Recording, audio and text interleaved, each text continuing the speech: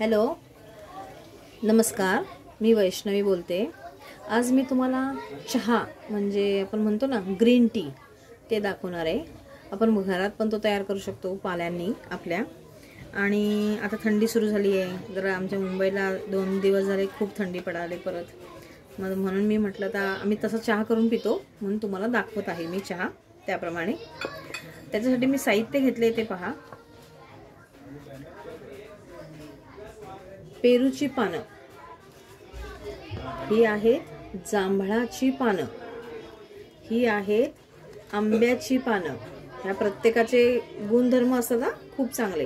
आणि हा आहे पुदिना, बघू शकता तुम्ही। आणि इथे मी एक गुळाचा खडा घेतलेला आहे। तुम्हाला गोड जास्त लागत असेल तर तुम्ही जास्त पण घालू शकता। आणि ही पानं सगळी मी एक 5 कपाने मोजून, हे बघा हा कप आहे, ह्या कपाने मोजून मी 5 कप पाणी घेतलेलं आहे।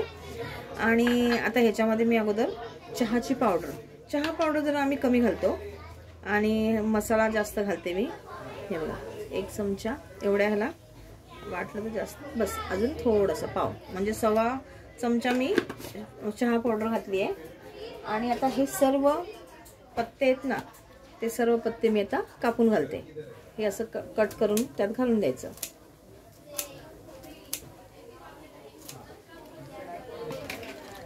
जांभळाची पानं घातली, आता ही घालते मी आंब्याची पानं। आंब्याच्या पानाने एक वेगळाच स्वाद येतो।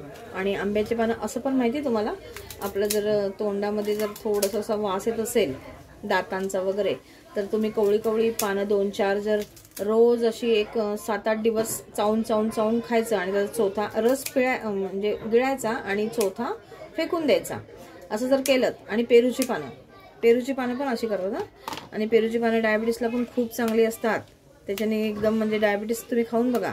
आणि सीताफळाची पानं, त्याच्यामुळे तुमचा डायबिटीस कमी होतो। सकाळी अनुषापोटी जर तुम्ही ही खाल्लीत तर खूप चांगलं। ही पेरूची पानं आहेत, ही पण मी कापून घालते। हा चहा तुम्ही पिऊन बघा, खूप छान लागतो।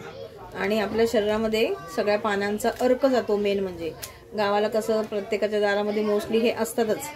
एक 2-4 पानं रोज तुम्ही चहामध्ये घातली तरी चालतात। पूर्वीच्या काही लोक काय करायचे, शेतावर जाता आता एखादं पान तोंडात घाल, त्यांना कधी कुठला त्रास झाला का? काही त्रास व्हायचा नाही त्यांना। आणि पुदिन्याची पानं पण ही अशी जरा थोडी अशी कापून टाकायची, म्हणजे त्याच्यातला रस त्याच्यामध्ये मिक्स होतो पुदिन्याचा। हे अशा प्रकारे करायचं। आणि गूळ घालायचा त्याच्यामध्येच, हे एवढा मी गूळ घेतला होता तो घातलाय। आणि आता ह्याच्यामध्ये मी मेन घालणारे इन्ग्रेडियंट्स ते आहे मसाला, जो मी करून ठेवते मसाला। तुम्हाला पाहिजे असेल तर तुम्ही मला सांगा की आम्हाला कसा करायचा मसाला, ते सांगा, मी तुम्हाला नक्की सांगेन, कमेंटमध्ये मला सांगून द्या।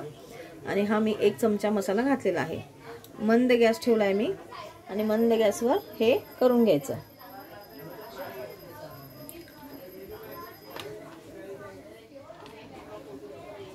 असं उकळून द्यायचं, एक 10 मिनिटं उकळला चहा की मग आपला चहा तयार होतो। पहा, तुम्ही पाहू शकता, मी जवळजवळ 5 कप पाणी घातलं, त्याचं जवळजवळ 4 कप पाणी राहिलेलं आहे। आणि म्हणजे ते पानांचा सगळा अर्क त्यात गेला पाहिजे ना, म्हणून मी चहा हटवला। तसंच एरवी आपण चहा करतो तो जास्त उकळायचा नसतो, पण हा जास्त का उकळला आहे, कारण ह्याच्यामध्ये त्याचा अर्क उतरला पाहिजे पानांचा। आणि ही अशी ब्लॅक टी तुम्ही घ्या, त्यालाच आपण ग्रीन टी म्हणू शकतो। आणि ते आपल्या शरीराला चांगलं असतं, म्हणून ह्याच्यामध्ये खूप सगळ्या पानं आहेत ना। आणि तुम्ही म्हणायच्यामध्ये आलं नाही घातलं, अद्रक मी का नाही घातले, कारण माझ्या मसाल्यामध्ये सुंठ आहे। अद्रकापेक्षा सुंठाचे फायदे जास्त असतात, म्हणून मी सुंठ घालते। सांगेन तुम्हाला मी मसाला कसा केला ते। आणि अशा प्रमाणे चहा करून पहा, पिऊन पहा, अंगात एक तरतरी असते, एनर्जी येते आणि खूप छान वाटतं। आणि आपल्या शरीराला ते फायदेशीर पण आहे। थँक्यू पाहिल्याबद्दल माझा व्हिडिओ। आणि असेच तुम्हाला नवीन मी व्हिडिओ दाखवत जाईन। आणि तुम्हाला असा चहा करून पहा, आवडला तर लाईक करा, शेअर करा, सबस्क्राईब करा आणि भेटूया पुढच्या व्हिडिओमध्ये। Thank you, bye bye.